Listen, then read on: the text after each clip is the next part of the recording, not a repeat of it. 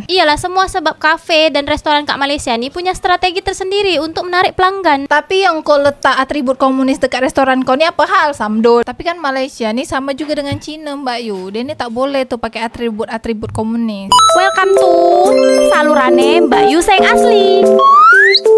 Monggo rek. Restoran guna peralatan unsur komunis untuk tarik pelanggan Cina. Sinar Harian. Strategi pemasaran untuk tarik pelanggan warga China merasai suasana kampung halaman mereka.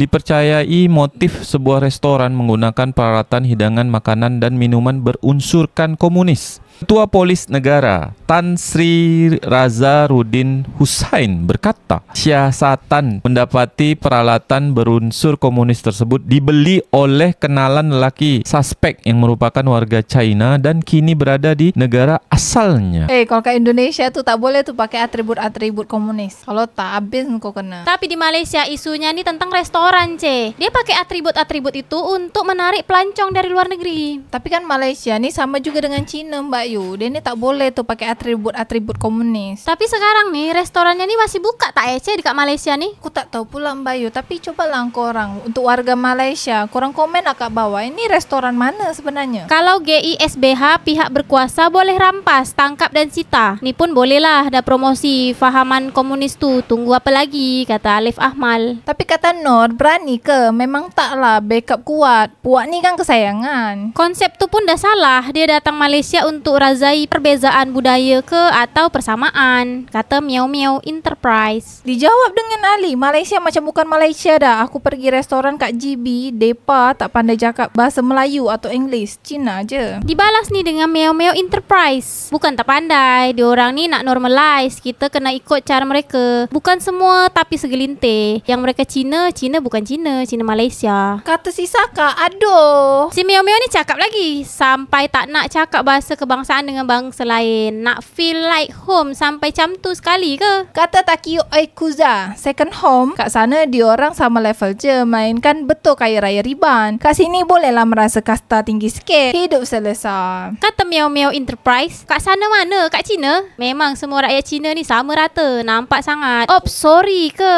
Ni Taiwan atau Hong Kong? Banyak sangat aku pun tak dapat tangkap. Kata budak hakim, banana and coconuts ramai in GB. Tapi untuk yang tidak boleh speaking English and Malay, obviously from mainland. Kata Nigas 635, Alhamdulillah rakan-rakan saya di Johor walaupun bukan Melayu masih boleh cakap Melayu. Taklah fasih 100%, tapi kata kucuk-kucik, diorang gimana-mana ndak setumpuk kat situ lama-lama, wujudlah Chinatown. Kena pula Penang dan Perak, memang port diorang lah. Kata Fitmood, banana and coconut tu apa dia? Aku setuju, kata Tun M. Memang Malaysia ni bukan Little China. Kata Kon, sejak diorang ni berkuasa macam-macam kuas. Sebab komunis, pelajaran bahasa Malaysia, bab kibar, bendera asing, agungkan pemimpin luar, faham luar negara, bab kurang ajar dengan penguasa dan macam-macam isu 3R tapi tak ada tindakan tegas. Kata Hokagime, Madanon cakap, tak apa, semua tu janji Papanon jadi PM. Kata Adnan pula, sangat berbahaya bila dah berkuasa. Kata King Paus pula, mereka akan try juga sampai jadi. Kata Fon Ali Zainal, askar kita tak bermati-matian menentang komunis. Belum kira polis dan orang awam lagi. Diorang dengan idea segan, silu. Buat macam ni, apa hal berani sangat tu provocate rakyat Malaysia sejati ni. Dibalas dengan Fon Ali Zainal, tak ada segan selalu. Dibalas lagi dengan Zani Razali, yang salah kita hanya berdiam diri. Dibalas lagi dengan Kaltum Ambrasid, kalau nak rasa macam Cina, pergi Cina, bukan Malaysia. Kata Betayan Fi, kita terlalu berlembut sangat. Politik negara kita terlalu longlai dan terlalu membiar. Kalau politik Malaysia ni longlai, lembut sangat, politik kat Indonesia ni apa? Ganas sangat ke?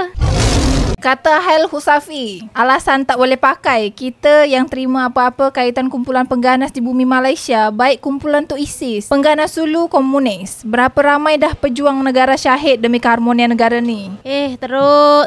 Kata Najmi, lepas pula, tak kena somasi ke? Dulu bukan main ada unsur komunis sikit suruh turunkan, siap kena sama bagai. Ni lengkap peralatan semua, unsur komunis diorang bagi alasan-alasan nak tarik pelanggan dari China. Terus tak ada tindakan. Iyalah, semua sebab kafe dan restoran kat Malaysia ni punya strategi tersendiri untuk menarik pelanggan. Tapi yang kau letak atribut komunis dekat restoran kau ni apa hal, Samdol? Apa pula kena mengenai dengan aku ni? Non kasih lepas punya, wala non suka kena jajah macam ni, kata Mochi.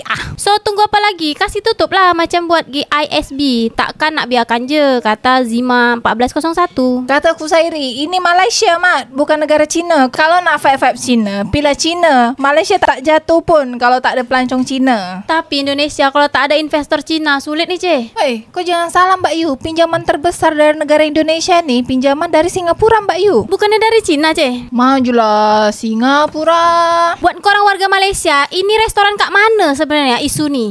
Aku pun nak tahulah kat mana. Komen kat bawah. Majulah Singapura. Episod sadurunge. Tapi sekarang faktanya lahan sawit yang ada di Indonesia ni kan banyak. Tapi kenapa semuanya itu punya Malaysia cik? Iya, pekerjaannya pekerja Indonesia Mbak Yu. Walaupun kelapa sawit kat Indonesia ini lebih banyak daripada kelapa sawit yang di Malaysia, tapi sebagian dari kelapa sawit di Indonesia ini punya asing. Jadi punya negara asing semua rata-rata. Yang setengahnya tapi Tapi minyak goreng di Indonesia pun tetap mahal harganya cik. Kau pergilah ke Malaysia, minyak goreng harganya murah. Iya, macam minyak kita tu kan Mbak Yu, dulu 12,000 kat Indonesia. Sekarang dah naik pula, entah 17 entah 18 sekarang tu. Sekarang nih cik, di Indonesia faktanya adalah minyak jelantah Indonesia nih dikumpulkan, dikirim ke Brazil sama Cina untuk biosolar. Maksud kau nih minyak jelantah yang habis digoreng dengan ibu rumah tangga nih bisa diolah lagi? Engkau nih cik, lambat pengetahuan, lambat informasi juga engkau nih cik. Minyak jelantah tuh ada fungsinya, ada juga nilainya minyak jelantah nih cik. Sekarang nih cik, engkau tak payah buang minyak jelantah tuh merata-rata, engkau kumpulkan aja seliter, 2 liter, itu tuh udah ada harganya. 1 kilo harganya bisa sampai 5.000. 5.000 rupiah maksud kau 1 liter minyak jelantah tuh? Iya, 1 liter minyak jelantah hitam tuh 5.000 rupiah. Sedangkan oli motor aja, oli bekas tuh dikumpulkan, ada juga nilainya tuh cek, makanya kau kumpulkan. Oli motor bekas tuh untuk apa Mbak Yu dikumpulkan? Kan dah hitam-hitam macam tu. Macam mana kau nak tukar? Oli bekas motor tuh kalau dikumpulkan, kalau dekat Tanjung Pinang itu jadi bahan bakar untuk pompong cek yang suaranya pong pong pong pong pong pong pong pong pong. Macam tuh. Bukannya di orang nih pakai solar Mbak Yu? Solar mahal cek, makanya mereka tuh pakai mesin dompeng itulah. Tapi kenapa Indonesia nih banyak impor gula Mbak Yu? Apa karena pabrik gula nih banyak yang tutup? Selain banyak pabrik gula tutup, kebutuhan gula di Indonesia nih pun cek banyak. Tapi kalau misalnya masyarakat Indonesia nih banyak yang diabetes Mbak Yu, paling untung tuh negara Malaysia Mbak Yu. Kenapa pula? Iyalah Mbak Yu, orang sakit gula, sakit ini itu, sakit kanser, semuanya pasti ke Malaysia berobatnya. Tak semua orang Indonesia nih mampu berobat sampai ke Malaysia sana, Cece. Tapi Mbak Yu, setidaknya fasilitas pengobatan di Malaysia itu hampir banyak tuh orang Indonesia yang berobat ke sana, yang makai itu banyak orang Indonesia. Jadi kalau orang tuh bilang namanya tuh wisata berobat. Jadi fasilitas pengobatan mereka itu memang dilengkapin dan di-upgrade setiap tahunnya. Pembahasan kita nih udah sangat jauh nih, Ce. Mulai tadi dari awal bahas gula, terus bahas sawit, terus bahas apa lagi? Minyak jelantah, oli bekas. Terus sekarang pengobatan kat Malaysia. Ini konspirasi apa sebenarnya nih, Ce? Majulah Singapura. Kalau dicek sebenarnya pasokan gula nggak kurang-kurang amat sampai perlu impor. Ini sih biasanya jadi ladang buat tilep duit. Wak wak wak, kata Hasbinur. Tak semua orang Mbak Yu mendapat keuntungan dari hasil impor gula ini. Ada juga yang dapat kerugian. Makanya petani dan pekerja kebun tidak sejahtera. Hampir semua yang bisa dihasilkan di negara sendiri malah lebih praktis beli, kata Fix Dem. Karena beli ini lebih murah Mbak Yu daripada bikin. Macam beras tuh, tak semua orang mampu menanam padi. Sebab pengolahan dia ini susah. Pupuk dia mahal, belum lagi kalau cuaca tak bagus. Macam mana nak tumbuh barang tuh? Ya gimana ya Bang, di dalam negerinya juga gak mau meningkatkan kualitas. Jadi banyak perusahaan yang impor, terus giliran gak dilirik dalam negeri, teriak-teriak pemerintah. Padahal kualitas dari hasil mereka gak mau ditingkatkan, kata Ilham Hidayat. Sebenarnya SDM Indonesia nih mampu membuat pabrik gula, misalnya bikin beras segala macam. Cuman karena keadaan, jadinya Indonesia nih beli semua, impor semuanya. Gibran Raka Buming, Prabowo, ayo Pak, kita bisa jadi pengekspor gula terbesar lagi seperti zaman waktu dulu. Pabrik-pabrik gula di Indonesia diaktifkan kembali, kata Hangout. Pabrik gula terbesar kat dunia nih sekarang nih siapa Mbak Yu? Cina ke India?